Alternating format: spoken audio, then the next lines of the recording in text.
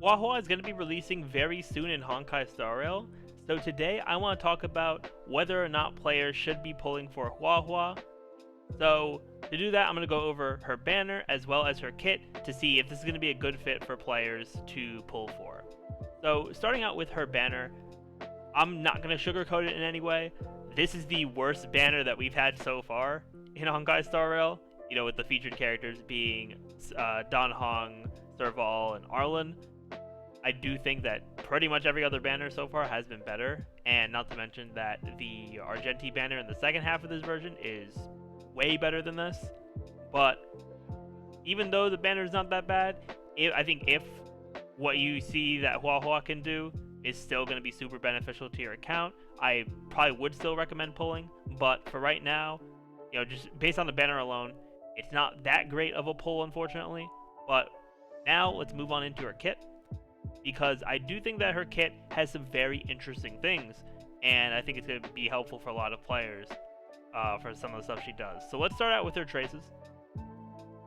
So starting with her major traces here, the first one makes it so that whenever the battle starts, she'll gain her Divine Provision, which will last for a certain number of turns, and we'll get into more of what that does when we move on to her talent.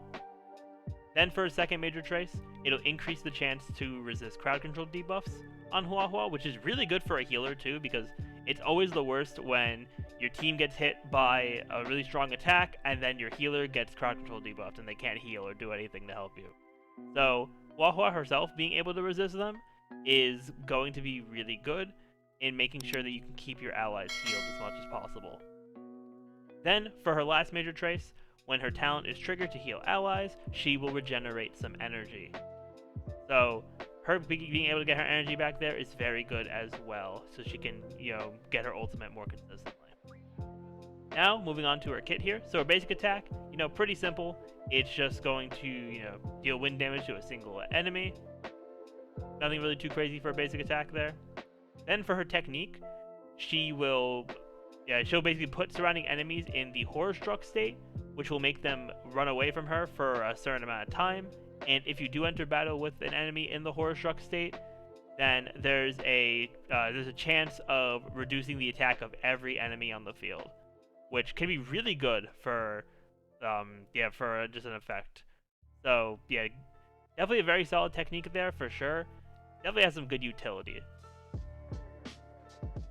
Then we move on to her talent, which is pretty much like the meat and potatoes of the kit.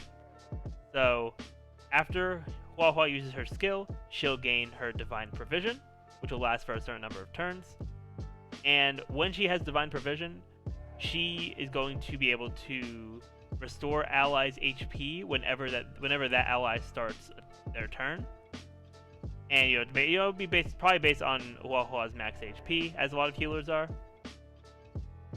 And then also, when the Divine Provision is triggered to give that heal to a character, it'll also cleanse them of a debuff that they have up to a certain amount of times. They can cleanse the debuff, but if you use Huo Huo's skill, it'll increase the amount of times that you can cleanse debuffs. So her Divine Provision having a cleanse is very good. It's a bit more of a passive cleanse too, which is very nice. I do think that passive healing effects are some of the stronger healing effects in the game, just because you don't have to rely on having to keep using skill points to heal and cleanse and everything. So things like that being passive is very good, and that's why it makes Luocha such an amazing healer.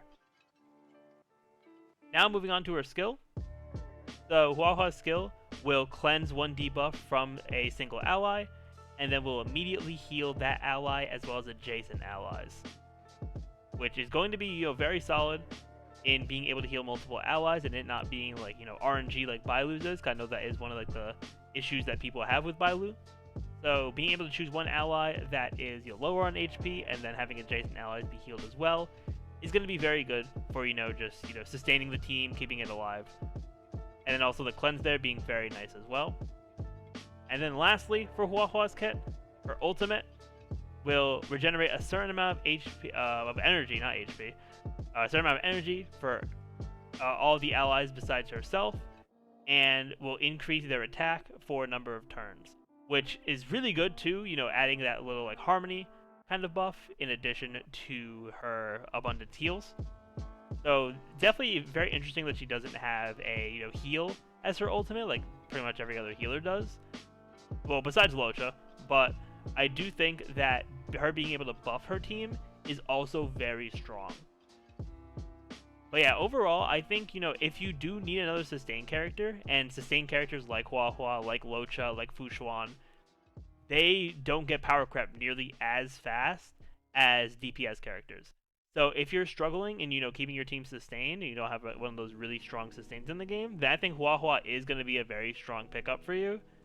Even though the banner isn't great at all, I do think that, pulling for her, if you have the Jades, it can definitely be really good for your account if you already have like solid damage dealers and all that kind of stuff. But yeah, let me know in the comments down below what you all think of Huo Huo. If you enjoyed the video and haven't already, definitely be sure to leave a like, comment, subscribe to the channel, and ring that notification bell. But with that, everyone, I'm going to thank you all for watching, and I will see you all next time.